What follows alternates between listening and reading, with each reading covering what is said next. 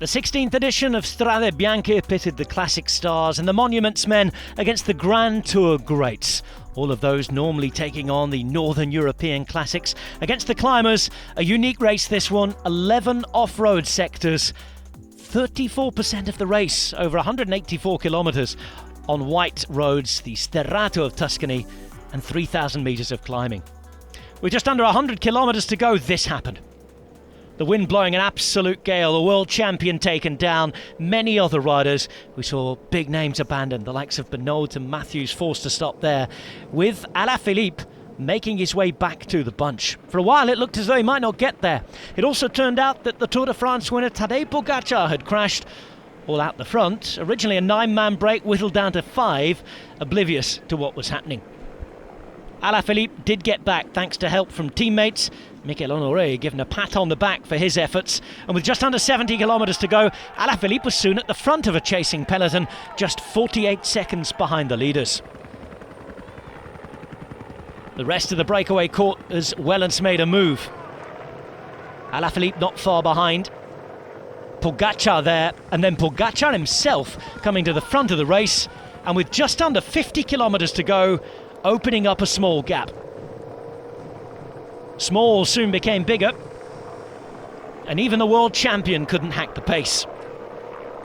Pogačar would find himself all alone. Only Carlos Rodriguez within half a minute of him. But that gap would grow soon too, and Tadej Pogačar, with over a quarter of the race remaining, out on his own. Suddenly he had half a minute on the peloton. Rodriguez started to drift backwards, but many wondered what could happen, and when Alaphilippe found out the gap, even he was in disbelief. 25 kilometres remaining when Rodriguez himself was caught. The gap at over a minute and a half. Asgreen tried to force the issue on the third to final sector. Alaphilippe was done after the work that had put the Dane in that position, and Asgreen dragging Simmons, Valverde, as well as Narvaez with him.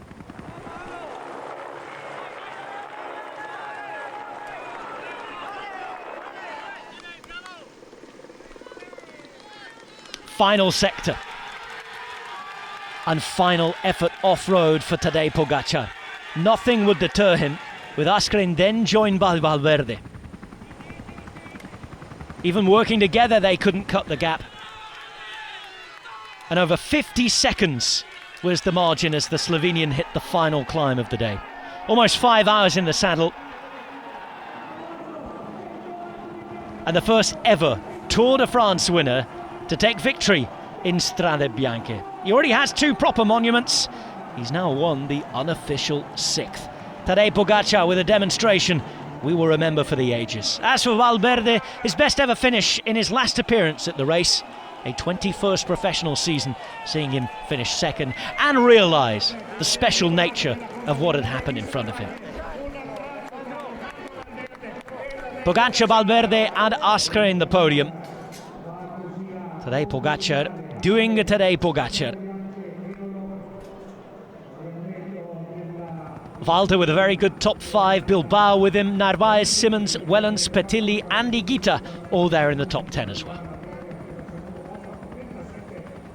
Siena seeing a spectacular finish. The fans returning to Piazza del Campo and cheering on their conquering hero as Tadej Pogačar pulls off something truly special. Now with rumoured appearances at the Ronde van Vlaanderen and before that at San Remo, who knows what might happen? Which race is next on his list?